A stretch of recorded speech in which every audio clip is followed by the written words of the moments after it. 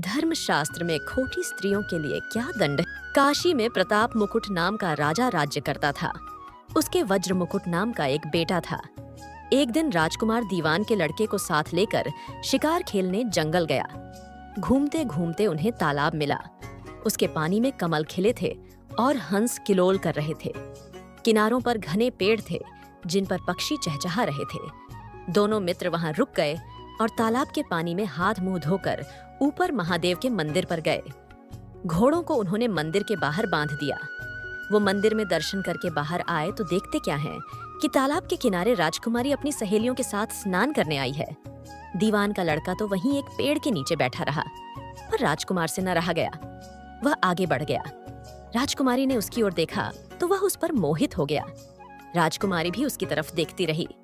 फिर उसने किया क्या कि जूड़े में से कमल का फूल निकाला, कान से लगाया, दांत से कुतरा, पैर के नीचे दबाया और फिर छाती से लगा अपनी सखियों के साथ चली गई। उसके जाने पर राजकुमार निराश हो अपने मित्र के पास आया और सब हाल सुनाकर बोला, मैं इस राजकुमारी के बिना नहीं रह सकता, पर मुझे न तो उसका नाम मालूम है न ठिकाना। वह कैसे मिलेगी?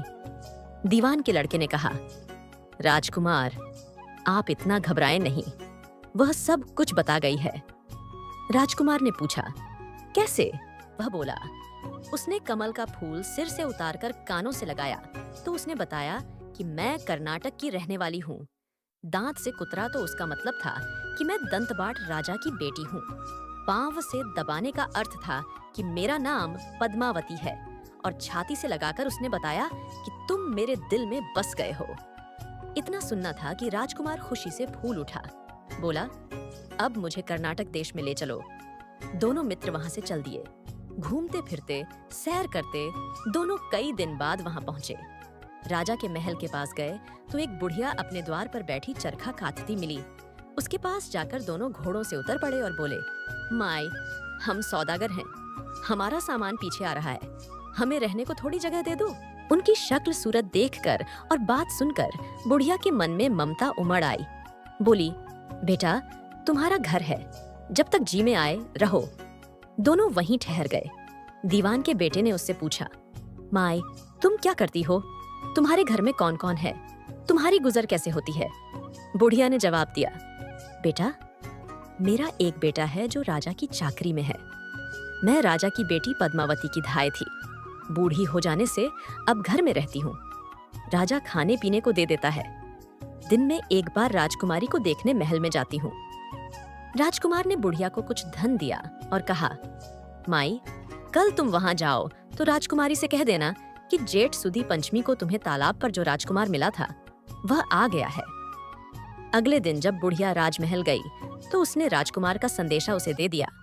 सुनते ही राजकुमारी ने गुस्सा होकर हाथों में चंदन लगाकर उसके गाल पर तमाचा मारा और कहा, मेरे घर से निकल जा। बुढ़िया ने घर आकर सब हाल राजकुमार को कह सुनाया। राजकुमार हक्का बक्का रह गया।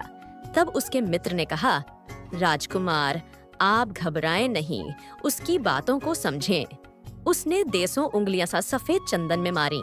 इससे उसका मतलब यह है कि अभी 10 रोज चांदनी के हैं। उनके बीतने पर मैं अंधेरी रात में मिलूंगी। 10 दिन के बाद बुढ़िया ने फिर राजकुमारी को खबर दी तो इस बार उसने केसर के रंग में 3 उंगलियां डुबोकर उसके मुंह पर मारी और कहा, भाग यहाँ से। बुढ़िया ने आकर सारी बात सुना दी। राजकुमार शोक से व्याकुल हो गया। दीवान के लड़के ने समझाया, इसमें हैरान होने की क्या बात है?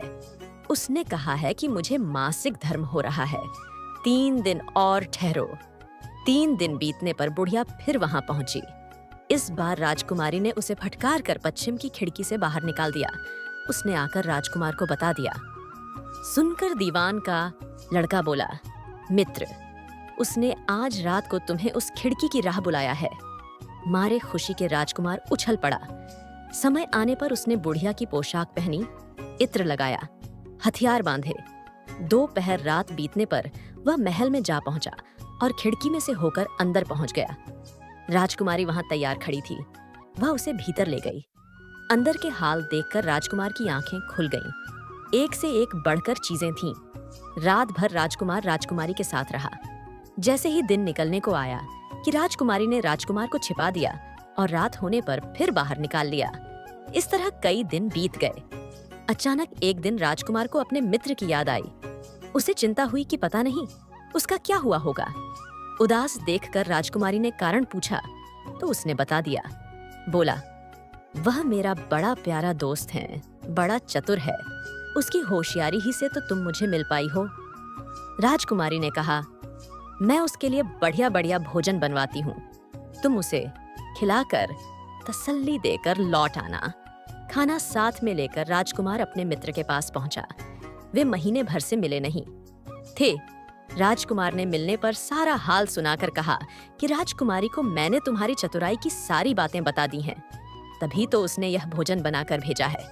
दीवान का लड़का सोच में पड़ गया। उसने कहा, यह तुमने अच्छा नहीं किया। राजकुमारी समझ गई कि जब तक मैं हूँ वह तुम्हें अपने बस में नहीं रख सकती, इसलिए उसने इस खाने में जहर मिलाकर भेजा है।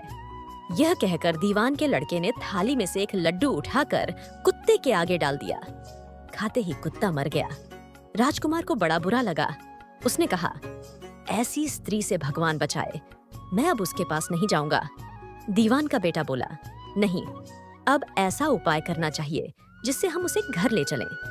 आज रात को तुम वहां जाओ। जब राजकुमारी सो जाए तो उसकी बाईं जांघ पर त्रिशूल का निशान बनाकर उसके गहने लेकर चले आना।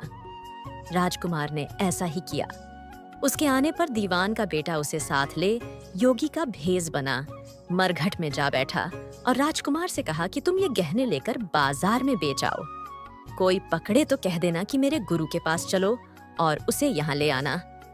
राजकुमार गहने लेकर शहर गया और महल के पास एक सुनार को उन्हें दिखाया। देखते ही सुनार ने उन्हें पहचान लिया और कोतवाल के पास ले गया। कोतवाल ने पूछा तो उसने कह दिया कि ये मेरे गुरु ने मुझे दिए हैं। गुरु को भी पकड़वा लिया गया। सब राजा के सामने पहुंचे। राजा ने पूछा, योगी महाराज, ये गहने आपको कहाँ से मिले?